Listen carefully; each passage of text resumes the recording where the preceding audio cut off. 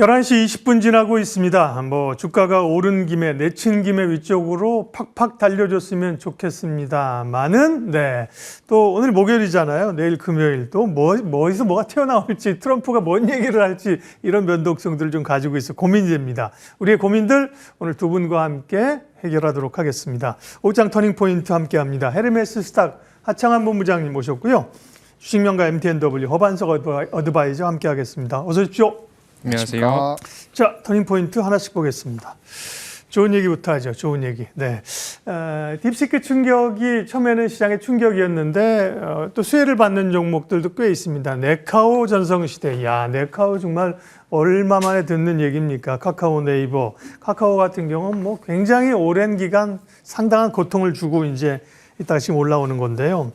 하창헌 본부장님, 네. 일단은 딥시크의 영향으로 이제 소프트웨어에 주목받는 거잖아요. 얼마나 실질적인 영향, 연속성이 있을까요?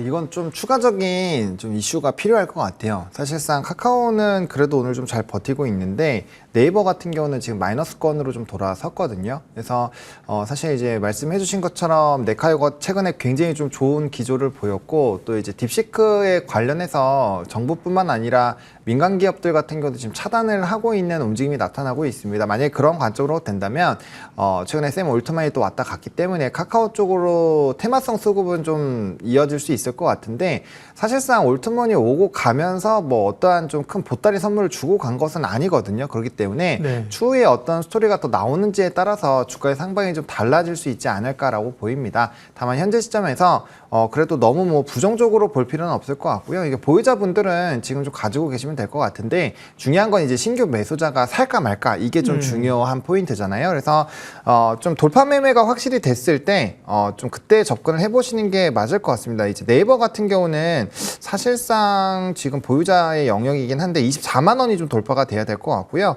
카카오 같은 경우도 지금 또 많이 올라와 있는 상황인데 단기적으로는 47,000원대가 좀 넘어가야 될 것 같아서 이제 보유자분들은 또 보유를 하시고 신규로 접근하시는 분들 이런 부분이 명확하게 돌파가 되고 나서 이제 여기가 돌파가 된다라는 거는 추가적인 긍정적인 뉴스들이 붙어주면서 이제 구조적으로 뭔가 좀 바뀔 수 있는 상황이 된다라는 거거든요. 그래서 그런 관점에서 보시는 건 나쁘지가 않을 것 같고요. 아직까지는 그 위치에 따라 그리고 또 이제 보유자냐 아니냐에 따라서 투자 전략은 좀 달라질 수 있겠다 이렇게 보시면 될 것 같습니다. 지금 타이밍에서 그러니까 적극적으로 어쨌든 간에 전략적이나 전술적으로 적극적 가담은 아니네요. 지금 그렇죠? 그렇습니다. 네. 좀 올랐거나 혹은 이제 확인해야 될 분야가 있다는 거고요. 사실은 카카오는 네이버는 카카오 세상 관심 없을 때 미리 좀 올랐어요. 꽤 올랐고요. 카카오는 이번 모멘텀으로 이제 오르는 거잖아요. 허반석 위원님은 올트만과 손잡은 카카오냐, 새로 등판한 이혜진이 있는 네이버냐 어느 쪽이 투자 매력도가 있습니까? 저는 둘 다 아닌 더존비지온 얘기를 좀 드리고 싶습니다. 그래요? 네. 지난해 11월 28일에도 이와 같은 동일한 주제를 우리가 이야기를 했습니다. 그때 어떤 말씀을 드렸냐면 미국에서의 수급 특징의 움직임들이 하드웨어에서 소프트웨어로 움직이고 있습니다라는 이야기를 드렸고요. 거기에 맞춰서 우리나라의 반응은 삼성전자와 SK하이닉스의 약세, 네이버, 카카오, 더존비지온의 강세로 우리 시장은 이 모멘텀을 반영하고 있다라고 말씀을 드렸고요. 최근 주가 상승 앞서서도 말씀해 주셨듯이 샘 올트먼 방한, 오픈 AI와 협업, 그리고 딥시크 출시에 따라서 AGI 관련된 경쟁 심화, 여기서 어떤 기술 우위를 차지할 것인가에 대한 이야기들이 오고 가고 있는 중이죠. 그럼 앞서서 보셨듯이 네이버와 카카오 같은 경우에는 직전 고점 돌파에 대한 판단이 필요합니다. 하지만 더존비지온 같은 경우에는 직전 고점을 모두 다 돌파한 상황이고 그 돌파에 대한 가장 핵심적인 모멘텀 중 하나는 실적 기반한 주가의 상승이다라고 볼 수 있을 것 같습니다. 그렇기 때문에 네이버와 카카오, 더존비지온 모두 다 보유자 영역이다라고 말씀을 드리고 싶은데요. 네이버와 카카오 중에서 또는 우리가 어떤 종목으로 조금 더 비중을 많이 남겨놓고 조금 더 롱런 할 수 있는 포지션을 취할 것인가? 저는 네이버 카카오보다도 더존비지온 같은 경우 보유자 영역에서 조금 더 길게 바라볼 수 있을 만한 모멘텀이 남아있지 않은가? 기술적으로도 마찬가지다라고 말씀드리고 싶고요. 그러면 이제 우리 여기 올라타지 말고 뭘 사야 되는가? 지금 AI, 소프트웨어, 인공지능 이런 이야기를 하고 있습니다. 그러면 보안 관련 종목들 중에서 아직 덜 오른 종목들이 있고요. 의료 AI 관련 종목들 중에서 아직 덜 오른 종목들을 우리가 투자의 포인트로 한번 삼아 보셔도 좋은 기회가 오지 않을까라는 말씀 드리겠습니다. 그렇죠. 네카우를 한 것은 뭐 사실은 소프트웨어 AI의 그 혜택이 두 종목만 가는 건 아니잖아요. 다른 쪽으로의 기대감들이 높잖아요. 그런 쪽에서 포커스를 맞춰 주셨고요. 네. 다음 포인트 볼까요? 오장 터닝 포인트 다음은요. 네. 역시 조정은 매수의 기회인가? 조선주가 반등하고 있습니다. 사실 조선주가 며칠 좀 조정 받았죠. 오늘도 오전까지는 약했는데요. 아침까지 갑자기 지금 그러니까요. 시간이 한 10시 넘어가면서 조선주가 3%대 급등하고 있는데요. 뭐가 있나? 뭐 뉴스를 찾아봤는데 잡히는 건 없는데 실적 좋은 거는 뭐 알고 있고 뭔가 이렇게 갑자기 확 돌리는 거는 뭐가 좀 지나고 나면 뉴스가 좀 나올 수는 있습니다. 하창은 본부장님, 조선주 흐름 어떻게 보세요? 네, 뭐 조선주들 같은 경우 뭐 전일에도 삼성중공업 실적이 발표가 됐고 오늘 HD그룹주들의 이제 조선주들도 실적 발표가 있습니다. 최근에 뭐 실적의 기조 상당히 좋은 상황이고 조선 같은 경우는 사실 조정이 나왔지만 큰 추세 이탈로 사실 이어진 것은 아니거든요. 네. 워낙 뭐 산업적으로 탄탄하고요.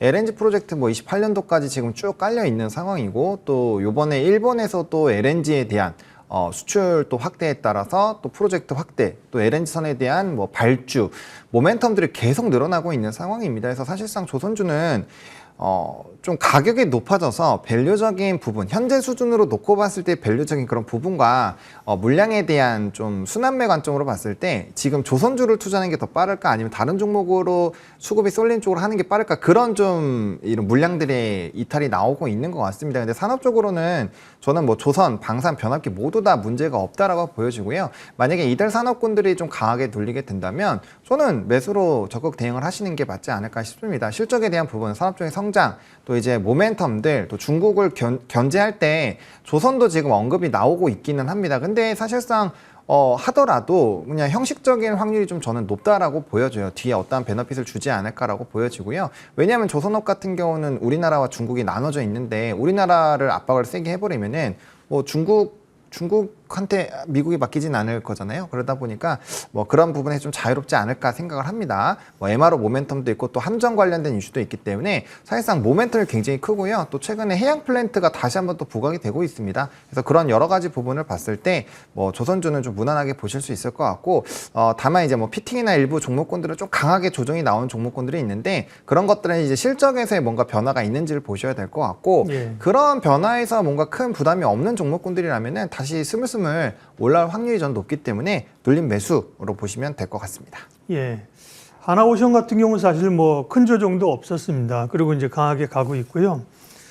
허 의원님은 조선주 얘기할 때도 조선주보다는 기자재 얘기하셨던가 뭐 동성화인텍 뭐 이런 것도 제가 기억이 살짝 나긴 하는 것 같은데. 네, 그렇습니다. 예. 뭐 일승이나 현대힘스 예. 이야기도 좀 드렸었는데요.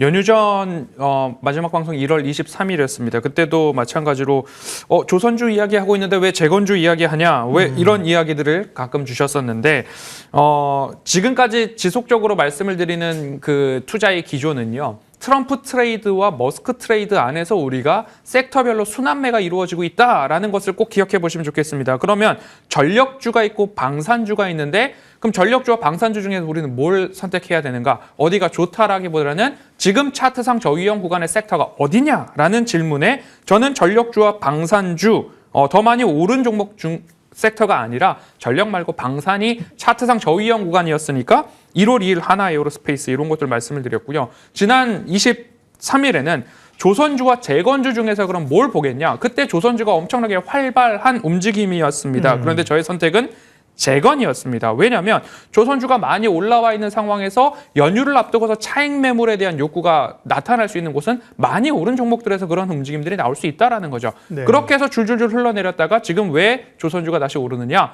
저는 차트상 저위험 구간에서 실적 시즌에 대한 뒷받침, 펀더멘털이 있기 때문에 추가적인 하락보다는 추세 저점에서의 지지 흐름들이 나타나고 있다. 다시요.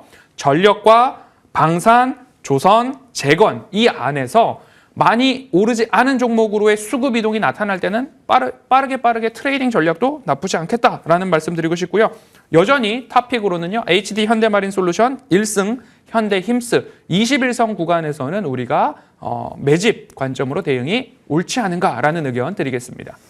조선주 투자 전략 점검했습니다. 오후장 터닝포인트 세 번째 이슈로 넘어가죠. 네, 다음은요. 아이고 뭐 라면이 2배가 됐네.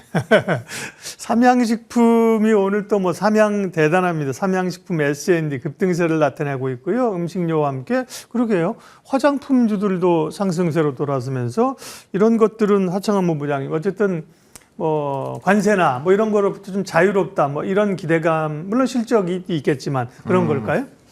네, 물론 그 부분에도 영향이 있습니다. 근데 이제 사실상 최근에 음식료 같은 경우는 관세에서 완전하게 자유롭지 못하다. 수출 비중이 많으니까 말이에요. 네, 예. 그런 얘기들은 나오고 있는 상황이고 특히나 삼양식품 같은 경우는 미국에 현지 공장이 없잖아요. 중국에 좀 공장을 짓고 있고 대부분 우리나라에서 거의 다 생산을 하고 있다라고 보시면 될 거기 때문에 관세에서 그런 부분들이 조금 자유롭지는 않다라는 평은 나오고 있습니다. 다만 증권가에서 이제 뭐 대부분 100만 원 간다. 뭐 이렇게 외치고 있고 워낙 실적 기조 탄탄하고요.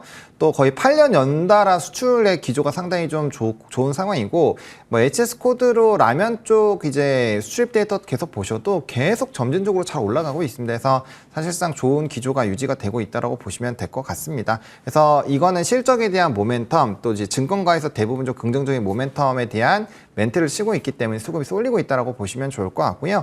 다만 이 기조가 계속적으로 이어질지는 조금은 생각을 해봐야 될 것 같습니다. 왜냐하면 80만 원 넘어갔을 때도 이전에 한 2번 정도 좀 눌림이 나왔기 때문에 네. 이번에 확실하게 급등 이후에 조금 돌파를 하는지를 좀 보셔야 될 것 같고요. 뭐 보유하고 계신 분들이야 사실 걱정 없이 그냥 들고 계시면 되지만 이제 신규로 지금이라도 음식료인가 하고 막 뛰어드시는 분들은 조금 그런 것들에서 한 번 정도 생각을 더 해보시면 좋을 것 같고 오늘 화장품 같은 경우는 이제 코스메카 코리아와 인그로드랩 쪽에서 공개 매수 이슈가 좀 있었습니다. 그러다 보니까 거기서 좀 급등 흐름이 나왔고 화장품 좀 긍정적인 내용이 있는 거 아니야 하면서 좀 같은 순환매가 좀 나온 것 같고요. 또 일부 기업들 같은 경우는 뭐 중국발 비중을 좀 줄이고 해외에 대한 이런 또 모멘텀이 터져 나오는 종목군들에서 이슈가 있어서 좀 좋은 기조가 나타나고 있고 특히나 일본을 중심으로 화장품 쪽이 정말 장난이 아니라고 합니다. 막 줄 엄청 서가지고 기다리고 막 그런다고 하니까 내용을 좀 보시면 좋을 것 같고 최근에 이제 일본 한번 갔다 왔었는데 뭐 그렇게까지 드럭스토어나 이런 쪽에 막 엄청 쏠리지는 않았었는데 뭐 최근에 또 다시 한번 화장품의 붐이 일어나고 있다고 하니 그런 내용들은 조금 참고해서 보시면 좋을 것 같습니다. 네, 음식료와 화장품 이렇게 좀 살아나는 게 다행스럽고 좋죠. 시장에는요. 화장품, 음식료 이어서 다음 터닝포인트. 네, 다음 주에 러우 전쟁 종전에 대한 구상을 발표할 가능성이 있다. 이런 얘기들이 지금 흘러나오고 있는데요. 다음 주 며칠인가요? 이 3년이에요. 3년 전쟁이 그죠? 지금 그렇습니다. 3년 됐는데요. 그렇게 되면 허반석 의원님 아까 재건주를 좀 말씀하셨는데 이거는 지금 뭔가요? 이제 동맹국들에게 뭐 설명하고 이런 미국 행정부의 그 스케줄을 뭐 계획을 좀 발표한다는 이런 거죠? 그렇습니다. 네, 그 내용하고 또 관련주 전략이. 네, 어제도 이제 우리 시간이고요. 전일 미국 트럼프 대통령과 이스라엘 네타냐후 총리의 면담, 회담이 있었습니다. 그런데 트럼프 대통령이 당선 전부터 지속적으로 말씀을 나온 워딩이 내가 당선되면 3일 이내에 종전 이끌어내겠다. 앞으로 어떻게 하겠다라는 이야기 속에서 트럼프 대통령의 의중을 조금 한번 엿보고 싶은데요. 그 중에 하나는 트럼프가 아직 얻지 못한 게 무엇일까를 한번 생각해 보면 좋을 것 같습니다. 결혼을 못 했느냐? 여러 번 했죠. 그리고 뭐 부를 못 얻었느냐? 네. 엄청난 부를 가지고 있죠. 명예, 권력이 없느냐? 전 세계 경찰 또는 대통령이라 불리는 미국의 대통령을 이제 재선까지 성공을 한 상황입니다. 그럼 트럼프가 얻지 못한 게 노벨 평화상에 대한 의지가 지속적으로 나타나고 있는 게 아닌가 싶습니다. 지난 12월 중동 메가딜이라고 하는 사우디 이스라엘 수교 논의까지도 있었고요. 앞서 말씀드렸듯이 이스라엘 총리와의 면담, 그다음에 젤렌스키 우크라이나 대통령은 푸틴과 직접 대화가 가능하다라는 이야기까지 나오고 있고요. 그리고 우리의 주제인 우크라이나 러시아 종전에 대한 구상이 이르면 다음 주 중에 공개될 것으로 보도가 되고 있습니다. 그러면 12월부터 중동과 우크라이나, 이스라엘 등등에 따라서 지속적인 이야기가 나오고 있고 시진핑 주석과의 전화통화도 앞두고 있는 상황이기 때문에 여기에 대한 평화 협상에 대한 구상을 이제 점을 찍겠다라는 의지가 명확하다. 그렇기 때문에 지난번 많이 오른 전력주보다는 차라리 조선주보다는 재건주 쪽으로 저점 매수 공략을 말씀을 드렸던 이유이다라고 말씀드리고 싶고요. 재건, 남북 경협 모두 다 포함이 됩니다. 우리나라도 대북 리스크가 아직 남아있기 때문에 김정은과 만나겠다라는 이야기 지속적으로 워딩이 나올 때마다 남북 경협주까지 우리는 챙겨봐야 된다라는 의견이고요. 지난주와 동일합니다. SG, 현대 엘리베이, 세아베 스틸지주, SY, SY 스틸텍 이 종목들 중에서 아직 시세가 많이 올라가지 않은 종목을 네. 여러분들 투자, 트레이딩 전략으로 삼아보셔도 좋겠습니다. 재건주와 경협주까지 확대해서 볼 필요가 있다고 말씀하셨습니다. 트럼프가 자기는 노벨 평화상 받을 자격이 충분한데 근데 그들이 나에게 안 줄 거라고 얘기하던데. 예. 자, 이 시장 이슈들 진단해 봤고요. 마지막으로 포인트는 종목이죠. 네, 관심 가질 종목 보겠습니다. 하창한 본부장은 LS 일렉트릭을 연초에 말씀하셔서 굉장히 높은 상승률을 가고 있고요. 전력기도 조금 쉬는 듯하지만 견조하고 많이 올라왔습니다. 그죠? 예. 오늘 관심주는요? 오늘 관심주는 대한전선입니다. 앞에서 인프라 얘기, 네. 이제 재건 쪽 잘 얘기해 주셨는데 빠질 수 없는 게 또 인프라죠. 최근에 이제 딥시크 이슈로 좀 인프라 종목군들이 단기적으로 국내적으로 다 한 번씩 눌렸는데요. 일단은 미국 증시에서는 원전이라든지 에너지 쪽 다들 좀 복구가 많이 됐습니다. 특히 유틸리티 쪽에서 대표적으로 컨스텔레이션 에너지나 비스트라 에너지 하락분의 거의 5분의 4 정도 다 회복을 했고요. 대한전선 같은 경우는 실적도 굉장히 잘 나왔는데 억울하게 좀 못 가고 있죠. 근데 사실상 이 전선 쪽 같은 경우도 인프라 관련된 이슈에서 계속적으로 노이즈가 생길 수밖에 없는 산업이고요. 결국에는 이제 여러 산업군들이 올라가다 보면 이제 위치가 상당히 좀 중요할 수 있는데 사실상 주가가 전선주들은 그렇게 크게 못 올랐습니다. 그러다 보니까 이제 좀 가격적인 부분에서도 좀 편안하게 접근이 가능하지 않을까라고 보고 있고요. 미국, 유럽, 아시아 쪽에서 신규 수주 계속 나타나고 있고 특히나 미국발에서의 수주 비중이 상당히 좀 높게 잘 나오고 있는 상황입니다. 추가적으로 초과압 교류로 많이 하고 이제 요즘에 직류로 넘어가고 있죠. 그게 우리나라에서는 LS 전선과 대한전선 딱 두 개가 핵심이라고 보시면 됩니다. 그래서 직류 쪽으로 효율화 부분에서 노이즈가 생기면 대한전선도 충분히 좀 긍정적으로 보실 수 있을 것 같고요. 또 제품 포트폴리오 다각화에 따른 추가적인 수주 확대, 또 지역적인 확대가 기대가 되고 있고 이미 13년 만에 17년 만에 최고 실적이다 이런 전선주들의 모멘텀이 나오고 있기 때문에 실적 베이스로도 충분히 좀 긍정적으로 보시면 될 것 같고 소송 관련된 이슈가 있긴 한데 이건 너무 크게 그렇게 고려 안 하셔도 괜찮지 않을까 생각을 합니다. 그래서 목표가는 1차적으로 14,500원을 보고 있는데 뚫으면 16,000원까지 충분히 노려볼 수 있어서 1차, 2차로 목표가 말씀을 드리겠고요. 예. 손절 라인은 11,000원인데 사실상 해당 가격까지 떨어지면 조금 더 2차 매수로 보시는 거 어떨까 싶습니다. 허반석 의원님은 앞서 이제 AI 소프트웨어, 재건, 경협 이런 얘기 하셨는데요. 오늘 관심주는요? 네, 지난주와 동일한 SG를 준비했습니다. 여러 가지 이야기들 지난주에도 말씀을 드렸기 때문에 오늘 너무 많이 오른 것 아니냐라는 부분이 있습니다. 하지만 지난주에도 재건에 대한 이야기를 말씀을 드렸고요. SG 같은 경우에는 골재에서 채취된 부분으로 아스콘을 생산을 하다가 철강의 부산물, 제강 슬래그를 활용해서 아스콘 개발을 통해서 전기차가 많이 무거워졌는데요. 거기에 견딜 수 있는 아스콘 개발에 성공했다. 그러면 우리나라에서도 2천억 원 규모의 광급 매출 수주가 일어났고요. 인도 스마트시티, 우크라이나 재건 관련 종목으로도 분류가 되고 있는 만큼 현재 이제 오늘 14, 15% 오르고 있습니다. 그런데 지난 연휴 전에 말씀을 드렸고 60일선 돌파가 나왔고 직전 3,500원 부근에 대한 돌파가 나올 경우에 저는 목표가 4,000원 보고 있으니까요. 보유자분들은 조금 더 홀딩이 가능하다. 그런데 재건주가 조금 부담스럽다라고 하면 앞서 말씀드렸던 현대 엘리베이 같은 남북 경협주도 추가적인 관심 가져보셔도 좋겠다라는 말씀 드리겠습니다. 목요일 오후장 터닝포인트와 함께 관심 종목까지 알아봤습니다. 헤르메스 스탁 하창한 본부장, MTNW 허반석 어드바이저 함께했죠. 고맙습니다.